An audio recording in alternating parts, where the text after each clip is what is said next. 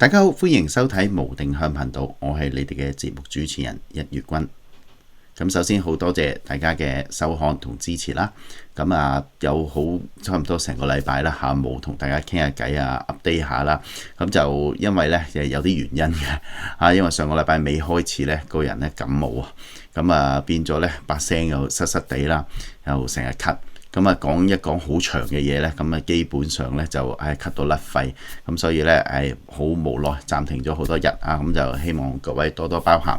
咁就今日咧就錄呢一集咧就有啲議題想講嘅嚇，近呢個禮拜都有一單幾 hit 嘅一件事件啦，或者一件新聞啦嚇，就係呢個 Harry Potter 哈利波特嘅作者J.K. Rowling 咧，即係羅琳咧就反擊。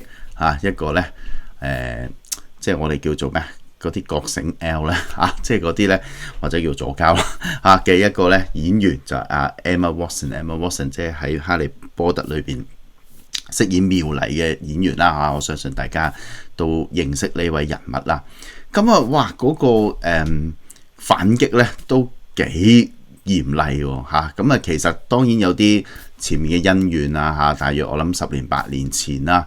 就係所謂覺醒運動或者跨性別人士即係今日我哋成日喺媒體成日講嘅左膠係咪將啲人要教佢變性或者咧設立一啲咧無性別嘅廁所男女一齊去作用嗰啲要將個性別分到唔知10幾20種咁樣啦，嗰類嗰個覺醒運動咧，所謂嗰隻 woke 就喺嗰陣時咧出現嘅時候，咁Emma Watson 咧就係一個支持者嚟嘅咁包括埋飾演 Harry Potter 嘅演員啦Daniel Radcliffe 啦，佢兩個咧都係支持呢個覺醒運動。咁但係咧羅琳咧就唔係嘅即係我哋比較，我哋叫做老一輩有常識啦，可能係佢又覺得呢樣嘢係唔妥嘅。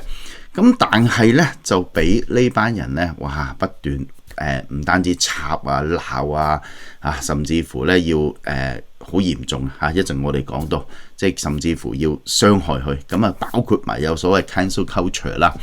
咁Emma Watson 亦都係一個中堅分子啦。咁對羅琳咧亦都有一個都幾狠嘅批評。咁其實羅琳好多年都冇出聲，亦都冇反擊Emma Watson 嘅。咁但係最近 Emma Watson 接受一啲訪問嘅時候，有提到呢件事啦。咁今次咧羅琳終於忍唔住啦，就寫咗一篇咧長文。咁就當然英文啦寫得好亮麗啦。咁我哋今日首先睇下佢講咗乜嘢先。嗱，成篇文就唔講啦，好長相信大家網上都會揾到咁我亦都嘗試貼翻喺個留言嗰度啦咁大家咧可以參考下啦。咁其中有幾句咧，我覺得都鬧得咧都幾發人心醒，但係其實又幾符合常識嘅。佢話咧Emma 嗰陣時咧喺獵巫呢個運動嗰陣時咧所謂獵巫運動就係即係其實Rowling 自己嘅女巫。OK 因為佢唔支持呢個運動嘛，就喺個女巫度佢就話咧喺一個演說嗰度呢個咧重擊呢個 Rowling 嘅時候咧，佢話咧呢個Emma Watson 咧就揾人遞張紙條俾佢，上面寫住咧就我為你啲處境感到難過。咁Rowling 覺得呢個好假惺惺啦因為羅琳就咁樣寫啦，佢話當時咧正是我被死亡、強姦、威脅、淹沒嘅時候，我全家都活在恐懼中，保安措施一再升級。他前腳才公開煽風點火，火上加油，後腳就覺得靠呢啲廉價嘅關心咧，就好似讓到其他人咧相信係一個善良嘅小女孩真係天真得可笑。哇！淨係呢一段呢，都鬧得幾狠。咁後面嗰段我亦都覺得佢對Emma Watson 或者係都幾多我哋話所謂真係信服屋嘅一啲所謂左膠啦都鬧得幾狠嘅佢就話啦，Emma 跟所有活在金錢名氣泡泡裏面嘅人呢，對真實世界基本上一無所知佢話咧甚至愚蠢到咧對自己嘅無知咧完全咧係睇唔到。佢話佢就反問啦，呢個咧 Emma Watson 呢世人需唔需要去啲無家者收容所啦？佢會唔會需要去到一啲男女混住嘅所謂公立醫院病房啦？我諗咧，佢成年後咧未試過入過一間所謂平價商店嘅更衣室所以咧佢所謂嘅Emma 所謂嘅公共廁所咧。佢成日提倡所謂即係跨性別廁所嘛，但係佢去嘅公共廁所咧，基本上都係有保鏢嘅即係單人豪華間啦。哇！呢個咧都鬧得幾狠喎，即係簡單啲嚟講，兩個字離地啦。即係其實有時聽呢啲所謂左膠啦，或者唔好用左膠啦，係極端左翼人士啊，費事嗌交，費事為咗個標籤distract 咗或者偏離咗我哋今日討論嘢。即係羅琳其實鬧得好啱啊！即係好多人咧，其實諗嘢咧好離地其實咧佢對呢個世界咧抱住一個咧非常天真嘅想法，佢唔知咧呢個世界咧即係世途險惡嘅，同埋佢哋好得意嘅。即係如果你問我右翼咧，就好多時咧我會覺得咧佢哋真係好似真小人咁樣。係噶啦，右翼咁我係唔中意移民噶啦，我係資本主義，我係大財團佢唔否認嘅。OK， 左翼咧又唔同，左翼咧調翻轉咧就比較多，就真係偽君子啦，我哋叫做佢就把口咧就好亮麗嘅講嘢永遠咧站在道德高地樣樣都做啱我嘅理論係一定啱咁變咗咧佢哋咧。好難承認自己係錯嘅，我覺得好多時係咁你又唔好以為喂呢啲人哇一定咧把口咧講到咁正義咧就一定係正義啦即係譬如咧早2個月咧，我好記得有單新聞，其實就係關於Emma Watson 嘅。Emma Watson 咧喺呢個而家佢就喺 Oxford 咧讀緊書嘅，好似係讀緊呢個叫做睇下先創意寫作嘅碩士。OK 喺 Oxford， 咁所以佢而家住喺 Oxford 啦。咁如果你喺 Oxford 嗰邊可以試下撞下佢嘅。咁佢咧就喺2個月前度啦，7月嘅尾嘅時候咧就。即係俾呢個交通部罰咗成1000英鎊即係成皮嘢港幣咁點解原來就超速咁佢話咁超速點解罰咁多？因為唔係第一次咁原來咧佢係已經超速到咧俾人扣晒12分，吊銷牌照半年。嗱，如果喺英國嘅朋友應該會知道啦香港係15分噶嘛，英國好嚴，得12分。即係你諗下，我哋平民百姓，抄牌都肉赤又要扣分，又要上一個駕駛改進課程，等佢唔好扣分，又有一次機會咁大把啦，係咪你好驚啊嘛？因為你知喺英國，我哋呢啲平民百姓好多時即係特別住啲小鎮，你冇車真係好麻煩，係咪？即係其實真係出入唔到。即係呢個其實好多人都知啦。喺外國，即係車唔係一個奢侈品，係一個必需品。調翻轉你香港唔係，香港係一個奢侈品。咁好多人都知嘅。咁你冇咧，好麻煩。但係對於 Emma Watson 有咩影響啫？罰1萬英鎊，罰1000英鎊，即係跌咗幾毫嘅啫，係咪啊？或者跌咗幾蚊嘅啫。對於佢呢啲有錢人嚟講，係咪？即係羅琳其實講得好啱佢仲講到有一段咧。佢講得好精彩。羅琳話我14歲時不是千萬富翁，但係其實因為 Emma Watson 拍 Harry Potter， 佢14歲嘅時候已經好有錢。OK 所以羅琳咧係喺貧窮中掙扎跟住先寫咗本 Harry Potter。大家可能都聽過故事啦。佢寫嗰陣時其實係領緊失業同埋失婚，係一個失婚婦人領緊一個失業救濟金。OK 咁佢係一個從佢自稱啦，從底層掙扎、血淋淋嘅喺人生經歷裏邊咧長大嘅人所以咧Emma 咧就好明顯唔係呢類人。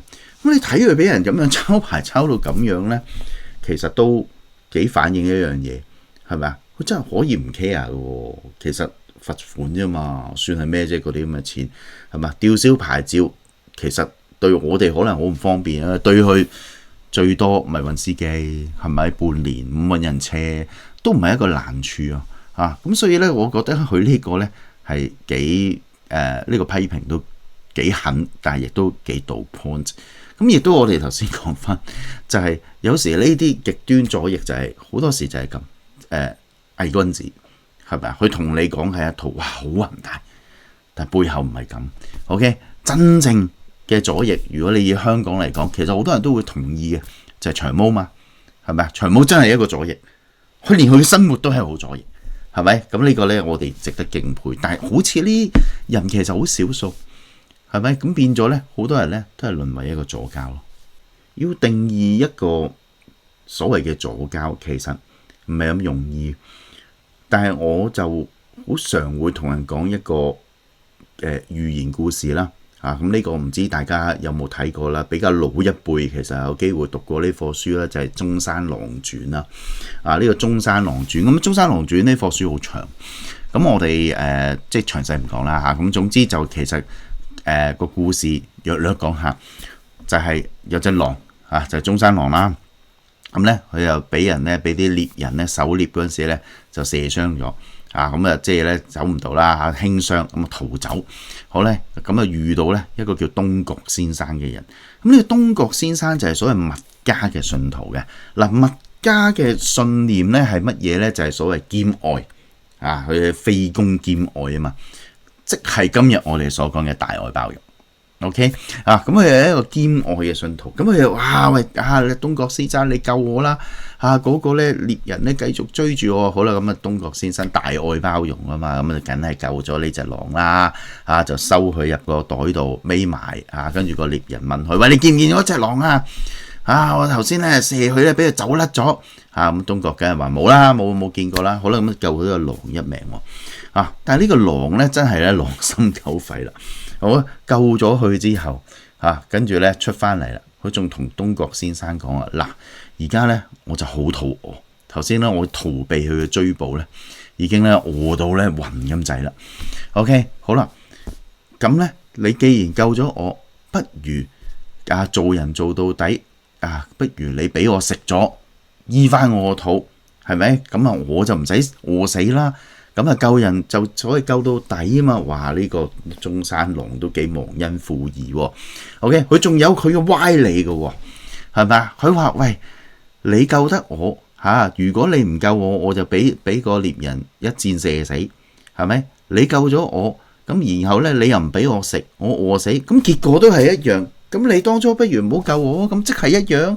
咁你即係唔係救我啦？咁樣 OK， 好大條道理。咁但係東郭先生就好膠噶嘛，好蠢噶嘛。佢話：哎呀，好似有道理喎。佢又講得：哎呀，我救佢咁救一半唔救一半好仆街嘅喎。咁樣咁喺度諗啦。但係佢當然啦，人始終有個求生意志唔通真係俾你食咩？係咪啊？又未至於蠢到咁拖字訣啦嚟一個。我哋咧聽啲人講咧我哋要決定一件事咧，就要問下啲老人嘅。咁我哋問3個老人。咁詳細唔講啦。我問咗3個，就先問個老樹，跟住問隻老牛。老樹同老牛都話：喂，你應該俾佢食嘅喎。你應該東郭先生，你應該俾佢俾隻狼食先啱喎。咁東郭先生點知真係仆街啦死啦！好彩呢個時候遇到個老人，係咪？跟住就問個老人啦。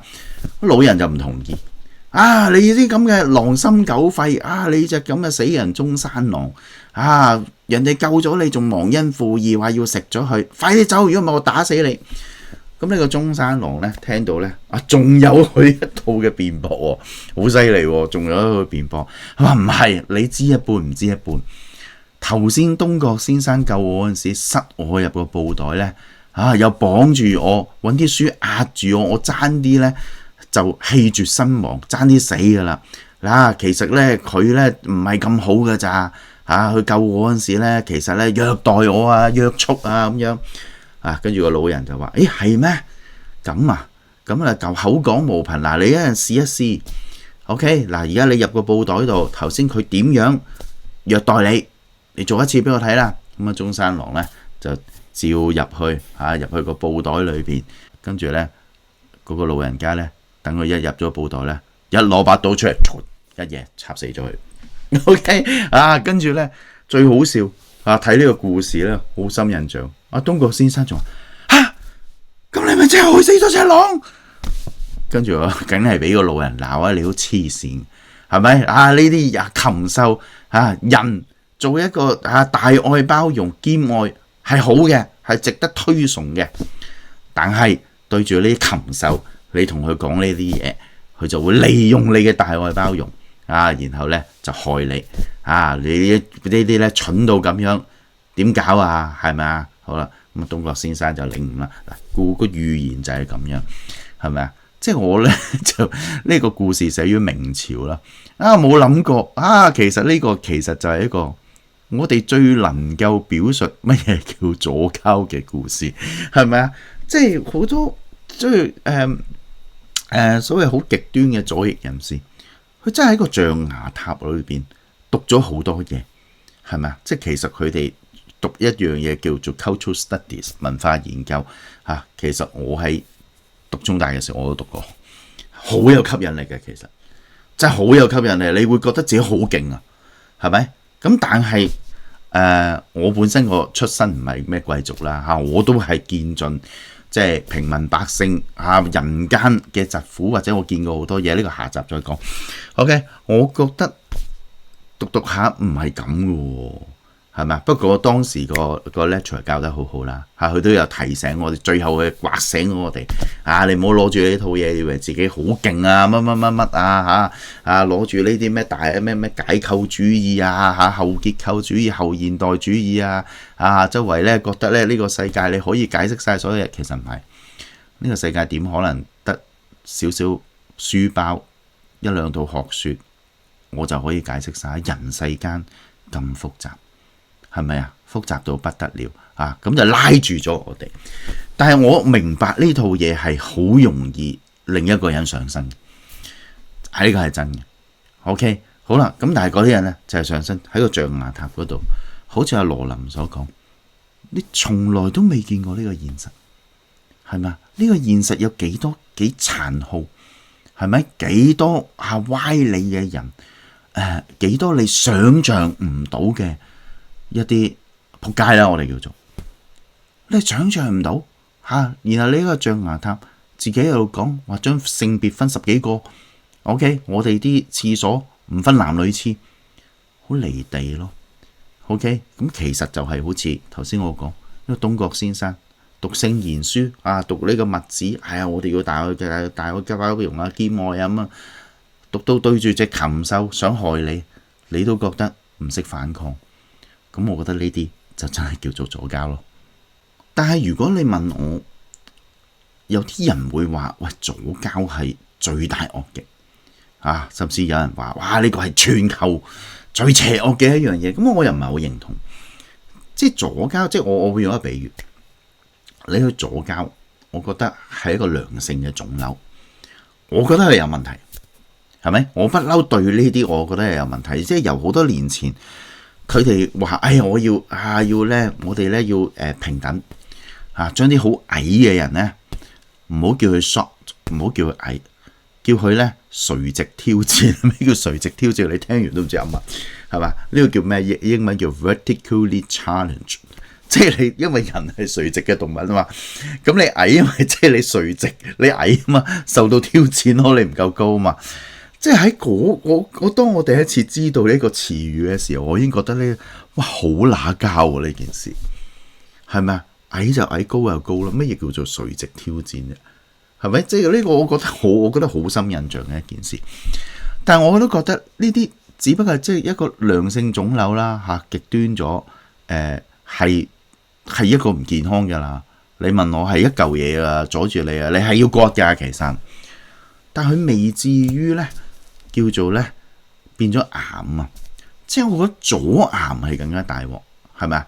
左癌咧就係 aggressive 嘅，即係佢會入侵你其他健康嘅地方，仲要不斷擴散。OK， 咁大家知道呢個分別嘅話，左癌其實係仲大鑊。即係譬如咩叫左癌？即係譬如我覺得 cancel culture 就係一種左癌嚟，因為佢帶有一個攻擊性，係咪？點解要話殺咗阿羅琳，強姦佢即係要獵巫，將佢咧好似咧古時即係英國以前好多獵巫，我唔知大家熟唔熟英國歷史啊？獵巫嘅時候推佢上火柱一樣嚇。呢個現代嘅獵巫，呢個直頭我覺得係好邪惡嘅，即係呢個就係一個癌症，你左到變咗係一個癌症。咁我覺得呢件事係恐怖，我唔係好認同所謂嘅 cancel culture 啊。我明，即係如果嗰個藍店大家想唔幫襯佢，等佢死，呢個未至於係一個 cancel culture，因為你冇話喂咁嗰啲藍絲去幫襯你殺咗佢咩？係嘛？咁又未至於嘛？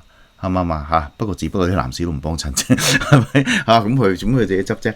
咁但係你 cancel culture 就係因為佢唔信你嗰套，然後佢喺某一啲地方佢好有成就、好有能力、好有才能，就只不過佢唔同意你嗰套，你 cancel 咗佢冇得撈，係咪啊？係嘛？我冇得再做，係咪？呢個其實係一個我哋叫咩？攻擊緊良性細胞嘅一個癌細胞嚟，即係我會叫呢啲係所謂嘅左癌喎，就係我成日覺得咧，呢啲左癌咧，其實唔係第一日出現嘅，只不過今日就喺西方已經有 woke 呢個概念咧就出現，即係其實講極咗，共產都係極左噶啦，係咪？共產主義都係極左噶啦，啊！即係共產黨本身個管治啊，雖然你覺得佢好右啊，但佢揸住支旗係好左噶嘛，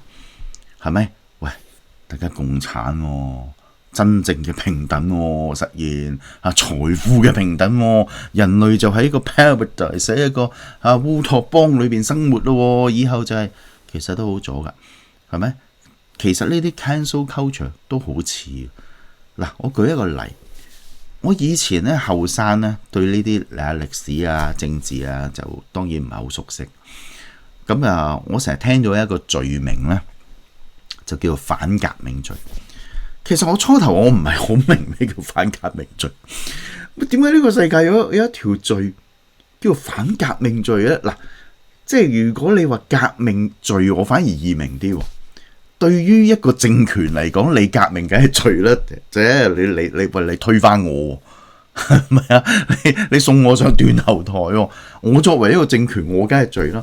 啊，但係點解有一個罪名叫反革命罪嘅咧？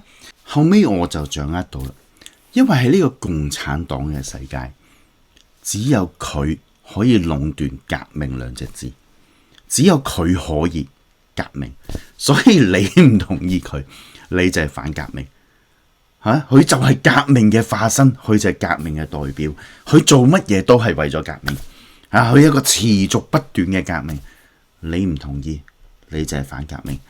咁呢個其實同 cancel culture 好似，只不過 cancel culture 唔係捉你坐監啫，反革命罪就捉你坐監，就係咁解。所以你話呢啲就係我所謂叫做左癌咯。其實好多左翼提出嘅好多思想，其實係出於善良。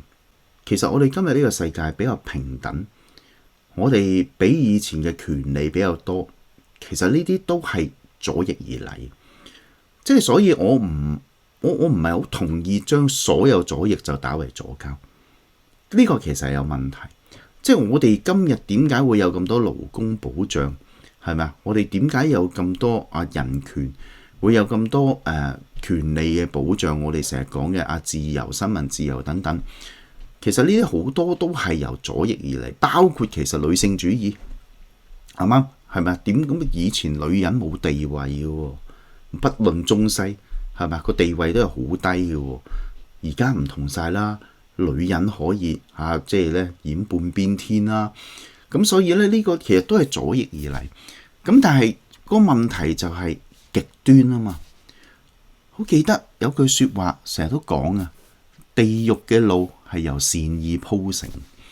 好多時就係你抱住一堆善意，我覺得係咁 OK， 但係你脫離現實，你空有一堆善意，但係你脫離現實，其實呢樣嘢唔 work。OK， 唔 work 都算啦，係咪？你仲要將呢樣嘢變成好似一種革命我要 cancel culture， 我要將所有唔同意嘅人消除，咁其實呢樣嘢咪變咗就係一種癌細胞咯。最後我哋咪鋪成一個地獄嘅路咯，就係咁解啫嘛。所以其實講到底，我成日都話唔係左定右嘅問題，左右就其實好似道家嘅陰陽。OK， 大家如果睇嗰個太極圖嘅陰陽，我哋成個世界真係咁運行噶嘛。我哋唔可以失衡啊！如果陽佔晒嘅，冇晒陰嘅，世界都係仆街噶。調翻轉全部都陰冇陽嘅，世界亦都係仆街嘅。就係個問題就係極啊嘛。OK， 咁所以咧，你去到極咗，無論係我哋話共產主義，定係而家所謂嘅 woke 啊，或者你調翻轉擺翻去極右。OK 啊，我調翻轉啦，我白人至上啊！係咪啊？我中國人至上啊！然後咧，我將我對其他嘅種族咧，全部我都睇唔起啊！其實咪又係一個災難，係嘛？我甚至好似以前希特拉屠殺猶太人，咁咪又係呢個另一個災難。即係個問題唔係左定右啊嘛，成日左右係需要有一個制衡嘅。個問題係極啊嘛。